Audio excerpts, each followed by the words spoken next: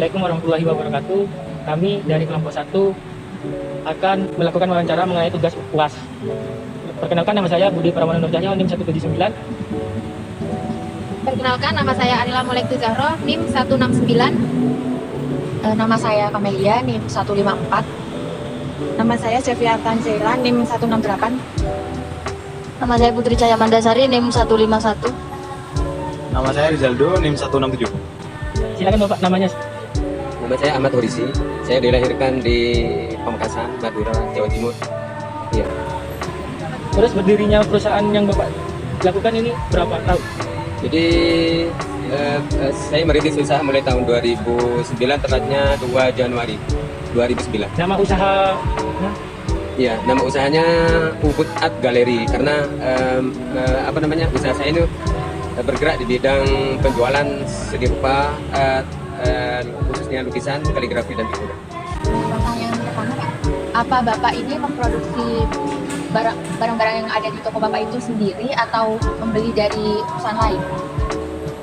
Jadi di sini ada 3 kategori. Yang pertama lukisan. Jadi untuk lukisan kita sebagian produksi sendiri. Dan yang kedua kaligrafi. Kaligrafi juga kita sebagian produksi sendiri. Dan yang ketiga figura. Jadi figura di sini kita merakit. Jadi sudah pabrikan. Bahannya fiber, bukan kayu.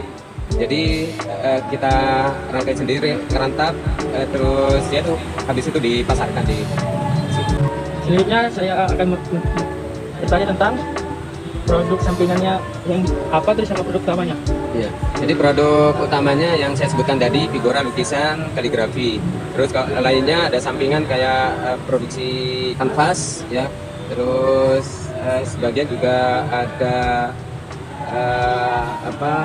alat-alat lukis sebagian, dan sebagian juga ada alat-alat bahan figura. Lalu berapa biaya overhead pabrik yang dibebankan pada produk, Pak? Listrik, air, dan sebagainya, Pak. Biaya yang di luar biaya proses produksi. Ya.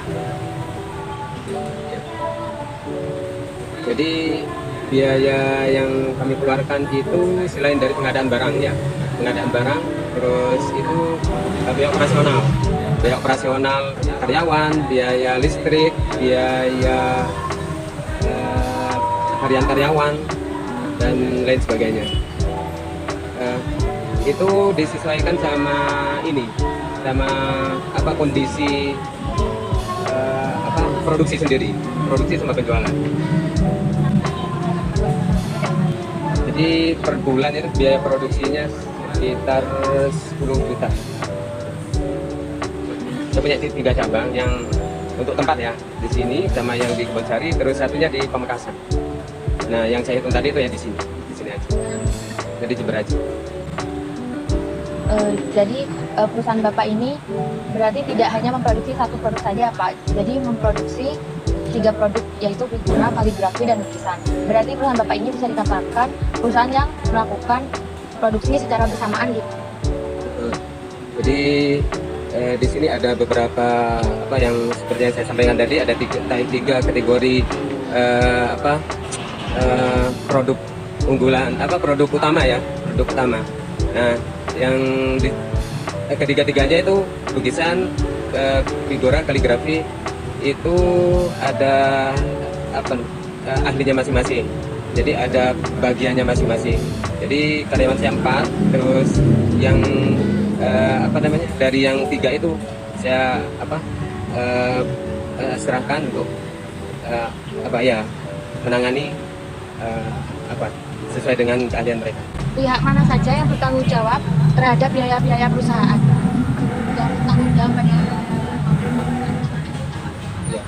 Jadi di tempat usaha saya ini, saya nggak mau bilang perusahaan ya, karena terlalu kecil lingkupnya, perusahaan kecil. Ini masih saya jalankan secara belum profesional. Jadi nggak seperti perusahaan-perusahaan besar lainnya. Jadi untuk keuangan saya atur sendiri, untuk pengadaan barang saya atur sendiri, dan manajemennya juga saya atur sendiri. Jadi sangat belum profesional. Untuk biaya yang dikeluarkan untuk bahan bakunya, Dan mengeluarkan untuk bahan baku. Jadi bahan baku itu kalau yang kategori lukisan itu biasanya saya untuk bahan sekali beli itu misalnya 5 juta, itu bisa dipakai sampai 1 tahun. Iya. Terus karena apa? Kalau lukisan sama kaligrafi itu kan kategori jasa ya. Jadi penjualannya itu menang di jasa, di ongkos jasa. Jadi kalau bahan nggak seberapa. Nah, beda sama kategori yang figuranya. Jadi kalau yang figura itu per bulannya bisa sampai 60 juta pengadaan barangnya. Nah, tapi ini fluktuatif ya, tergantung ininya, kondisi pasar. Jadi kalau kondisi pasar sepi biasanya itu bisa 20 juta atau 15 juta, tapi jarang. Jadi rata-ratanya itu bisa sampai 40 juta untuk pengadaan barang figura bulannya. Soalnya ada hari-hari pasar juga. Jadi kalau pas mau lebaran itu rame gitu. Jadi kalau hari-hari biasa kayak sekarang itu sudah landai sudah. Apakah perusahaan ini menggunakan sistem biaya standar atau biaya taksiran? Jadi ini untuk produk utama di sini kan lukisan sama kaligrafi figura. Jadi untuk lukisan sama kaligrafi itu sistem yang kami pakai sistem tafsiran.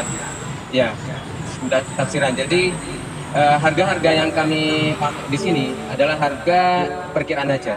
Jadi nggak ada standarnya. Yang namanya lukisan ya, kan nggak sama di tempat ini sama tempat yang lain. Jadi mudah untuk kita mengendalikan. Cuman ketika kita sudah menjual figura beda lagi. Jadi figura itu di mana-mana ada figura. Jadi harus ada standar. Jadi tiap bulan kami sempatkan untuk ke studio-studio untuk mencari perbandingan harga. Apa mungkin ada ada biaya lain yang dikeluarkan selain biaya bahan baku yang tadi, sama biaya yang untuk gaji karyawan dan lain-lain itu apa? Ada biaya lainnya lagi, Pak? Biaya lain itu pasti ada, seperti misalnya biaya perawatan tempat. Itu kan kadang nggak kita kerasa ya. Jadi per bulannya ternyata sebenarnya membekali juga banyak, lumayan juga gitu. Jadi biar pelanggan kita kerasan di tempat kita harus bikin apa, harus dikasih apa, itu termasuk biaya-biaya yang di luar biaya operasional tadi. Biayanya berapa, Pak? Omset. Ini sebetulnya omset ini kan rahasia di sini. Rahasia. Jadi gini, saya bilang tadi fluktuatif. Jadi per bulannya itu nggak mesti jadi ada pasar, ada dari pasar juga. Jadi kalau pas sepi bisa sampai 40-50. Kalau rame bisa di 100. Jadi tergantung ininya juga. Mau lebaran itu biasanya rame.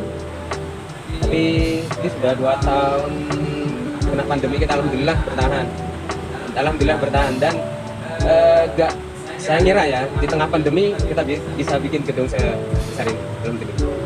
Mungkin gitu aja wawancara dari kelompok 1. Kurang lebihnya mohon maaf. Assalamualaikum warahmatullahi wabarakatuh.